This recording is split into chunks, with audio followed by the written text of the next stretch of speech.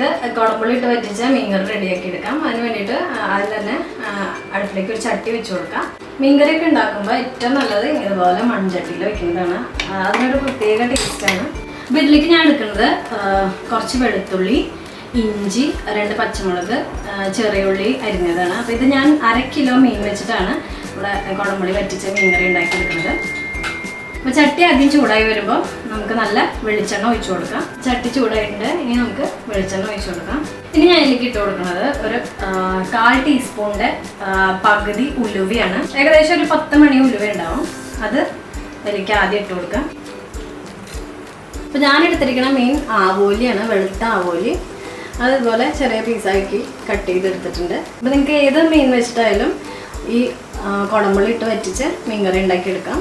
ഉലുവ മൂത്ത് വന്നിട്ടുണ്ട്. ഇനി അതിലേക്ക് നമുക്ക് ആദ്യം തന്നെ ചെറിയുള്ളി ചെറുതായിട്ട് അരിഞ്ഞത് ആദ്യം ഇട്ട് കൊടുക്കാം.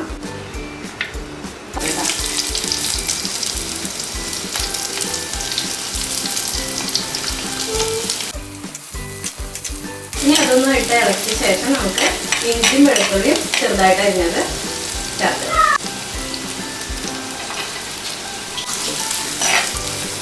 ഇനി ഇതിലേക്ക് കുറച്ച് കറിവേപ്പില ഇട്ട് കൊടുക്കാം. ഫ്രഷ് കറിവേപ്പില നോക്കി കുറച്ച് ഇട്ട് കൊടുക്കണം. പിന്നെ ചേർക്കണത് പച്ചമുളകാണ്. ഞാൻ 2 പച്ചമുളക് എടുത്തിട്ടുണ്ട്. അതും ചെറുതായി മുറിച്ചത് അതിലേക്ക് ഇട്ട് കൊടുത്തിട്ട് നന്നായിട്ടൊന്ന് ഇളക്കി വഴറ്റിയെടുക്കാം. ഇടയ്ക്കിടയ്ക്ക് ഒന്ന് ഇളക്കി കൊടുത്ത ശേഷം നമുക്ക് പൊടികൾ ഇട്ട് കൊടുക്കണം. ഇപ്പോൾ ചെറുള്ളി ചെറുതായി വാടി വന്നിട്ടുണ്ട്. ഇനി നമുക്ക് പൊടികൾ ഇട്ട് കൊടുക്കാം. അപ്പോൾ ആദ്യം തന്നെ മഞ്ഞൾപ്പൊടി ഇട്ട് കൊടുക്കണം. അതൊരു 1/4 ടീസ്പൂൺ മഞ്ഞൾപ്പൊടി അതിലേക്ക് ഇട്ട് കൊടുക്കാം. 1/4 ടീസ്പൂൺ മഞ്ഞൾപ്പൊടി, ഒരു 2 ടേബിൾ സ്പൂൺ മല്ലിപ്പൊടി ചേർക്കണം. ഇനി ഫ്ലെയിം ഒന്ന് കുറച്ച് വയ്ക്കാം. ഞാൻ ഇതിലേക്ക് 2 ടേബിൾ സ്പൂൺ നിറച്ച് മല്ലിപ്പൊടി. പിന്നെ ചേർക്കണത് ഒരു 2.5 ടീസ്പൂൺ മുളക് പൊടിയാണ്. അപ്പോൾ ഇത് കാശ്മീരി മുളക് പൊടി അതിന് പറഞ്ഞാൽ ഞാൻ 2.5 ടീസ്പൂൺ ചേർക്കുന്നത്. എരിവുള്ള മുളക് പൊടിയാണെങ്കിൽ ഒരു 1.5 ടീസ്പൂൺ നിങ്ങൾ ചേർത്ത് കൊടുത്താൽ മതി. വലിയ സ്പൂണിൽ ഒരു 2.5 ടീസ്പൂൺ കാശ്മീരി മുളക് പൊടി ചേർത്ത് കൊടുക്കാം. കാശ്മീരി മുളക് പൊടിയാണെങ്കിൽ മീൻകറിക്ക് നല്ല കളർ കിട്ടും. ഇനി ഇതെല്ലാം ഒന്ന് നന്നായിട്ടൊന്ന് ഇളക്കി കൊടുക്കാം.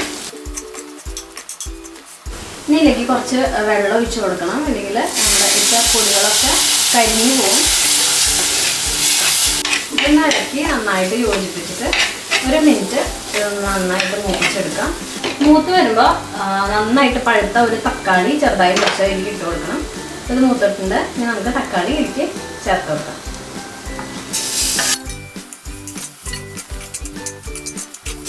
ഇത് നന്നായിട്ട് ഇളക്കിയിട്ട് തക്കാളി വഴണ്ട് വരുന്ന വരെ ഒന്ന് ഇളക്കി കൊടുക്കാം. അങ്ങനെ നമ്മൾ ഇട്ട് കൊടുത്ത തക്കാളി നന്നായിട്ട് വഴണ്ടിയിട്ടുണ്ട്. ഇത് നമ്മുടെ മസാലയൊക്കെ ഒരു പ്ലേറ്റിലേക്ക് മാറ്റിയിട്ട് ഒന്ന് ആറാൻ വയ്ക്കാം. അപ്പോൾ ചട്ടിയിൽ നിന്ന് എല്ലാം എടുത്ത് പ്ലേറ്റിലേക്ക് മാറ്റാം. അപ്പോൾ ഇത് നന്നായിട്ട് തണുത്ത ശേഷം വേണം അരച്ചെടുക്കാൻ, ഇല്ലെങ്കിൽ ജാറിൽ നിന്ന് ബേസ്റ്റായിട്ട് പുറത്ത് പോകും. അപ്പോൾ ഒരു 10 മിനിറ്റ് വെയിറ്റ് ചെയ്തിട്ട് ഇത് നന്നായിട്ട് പേസ്റ്റ് പോലെ അരച്ചെടുക്കാം. അപ്പോൾ ഉള്ളിയും തക്കാളിയും വഴറ്റിയ അതേ ചട്ടിയിലേക്ക് ഞാൻ കുടംപുളി ഇട്ട് കൊടുക്കുകയാണ്. 10 മിനിറ്റ് മുമ്പ് കഴുകി കുതിർത്തെടുത്ത കുടംപുളിയാണ്. അപ്പോൾ ഈ വെള്ളത്തോടു കൂടി ഞാൻ ചട്ടിയിലേക്ക് ഒഴിച്ചു കൊടുക്കുകയാണ്. ഇനി സ്റ്റവ് ഓൺ ചെയ്തിട്ട് നമുക്ക് ഒരു 1/4 ടീസ്പൂണിൻ്റെ പകുതി മഞ്ഞൾപ്പൊടി ഇട്ട് കൊടുക്കാം. 1/4 ടീസ്പൂണിൻ്റെ പകുതി മഞ്ഞൾപ്പൊടി ഇട്ടിട്ട് ഇനി ഇതിലേക്ക് ഇടുന്നത് കല്ലുപ്പാണ്. അപ്പോൾ അത് ഇട്ട് കൊടുത്തിട്ട് ഒന്ന് ഇളക്കി കൊടുക്കുക. എന്നിട്ട് നന്നായിട്ട് തിള വരുമ്പോൾ നമ്മൾ അരച്ച് വെച്ച അരപ്പ് ഇതിലേക്ക് ചേർത്ത് കൊടുക്കണം. ഇപ്പോൾ കുടംപുളി ഇട്ട വെള്ളം നന്നായിട്ട് തിളച്ച് വന്നിട്ടുണ്ട്. അപ്പോൾ ഇത് ഏകദേശം ഒരു 4-5 കുടംപുളി ഉണ്ടായിരുന്നു, മീഡിയം സൈസ്. ഒരു 10-15 മിനിറ്റ് ഇതുപോലെ നന്നായിട്ട് തിളപ്പിച്ച് വറ്റിച്ചെടുക്കണം. ഇത് ഏകദേശം ഒരു 5 to 10 മിനിറ്റ് ഇതുപോലെ തിളയ്ക്കാൻ വയ്ക്കാം.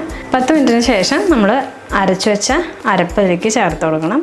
നല്ല പേസ്റ്റ് പോലെ ഇത് അരച്ചെടുത്തിട്ടുണ്ട്. ഇനി ഇതിലേക്ക് ഒഴിച്ചു കൊടുക്കാം. നന്നായിട്ടൊന്ന് ഇളക്കിയ ശേഷം തിള വരുമ്പോൾ മീൻ ഇട്ട് കൊടുക്കണം. പുളിയൊക്കെ നിങ്ങളുടെ പുളിക്കനുസരിച്ചിട്ട് കൂട്ടിയും കുറച്ചൊക്കെ ഇടുക. മീൻ ഇട്ട ശേഷം നല്ല പുളിയാണെങ്കിൽ 1-2 ചുള പുളി ഇതിൽ നിന്ന് എടുത്തിട്ട് മാറ്റി വെച്ചാൽ മതി. അപ്പോൾ നമ്മുടെ അരപ്പ് നന്നായിട്ട് തിളച്ച് വന്നിട്ടുണ്ട്. ഇനി ഇതിലേക്ക് മീനിൻ്റെ പീസസ് ഇട്ട് കൊടുക്കാം.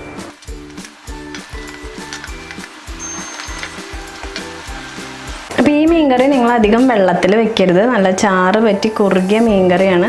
വെള്ളം ഒഴിച്ചാൽ കുറേ സമയമെടുക്കും. അപ്പോൾ നമ്മുടെ മീനിൻ്റെ ടേസ്റ്റും മാറും. ഇത് പറ്റി വരാൻ കുറേ സമയമെടുക്കും. ഇനി ഒരു 10 മിനിറ്റ് ഇത് നന്നായിട്ട് വെട്ടി തിളയ്ക്കണം. അപ്പോൾ നമ്മുടെ മീൻകറി നന്നായിട്ട് തിളച്ച് വന്നിട്ടുണ്ട്. അപ്പോൾ ഇതുപോലെ കിടന്നിട്ട് ഒരു 10 മിനിറ്റ് തിളയ്ക്കട്ടെ. അപ്പോൾ ചാറൊക്കെ കുറുകി നല്ല പറ്റി വരും. അതാണ് ഇതിൻ്റെ കറക്റ്റ് പാകം. അതുവരെ നമുക്കൊന്ന് വെയിറ്റ് ചെയ്യാം.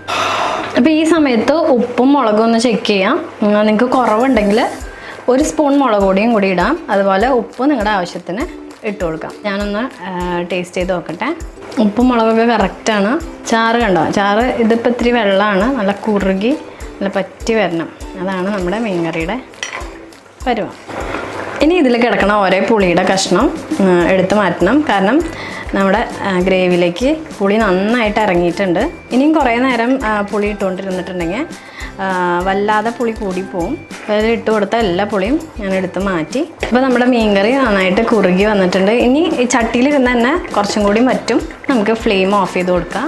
ഇത് കുറച്ച് കറിവേപ്പിലയും കുറച്ച് പച്ച വെളിച്ചെണ്ണയും ഇതിൻ്റെ മേലെ ഒഴിച്ചിട്ട് ഒന്ന് ഇളക്കിയിട്ട് അടച്ചു വയ്ക്കാം.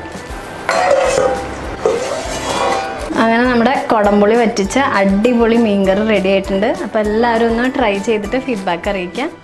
ഇഷ്ടപ്പെട്ടാൽ ലൈക്ക് ചെയ്യാനും സബ്സ്ക്രൈബ് ചെയ്യാനും മറക്കരുത്. അടുത്തൊരു വീഡിയോ ആയിട്ട് വരുന്നവരേക്കും ബൈ.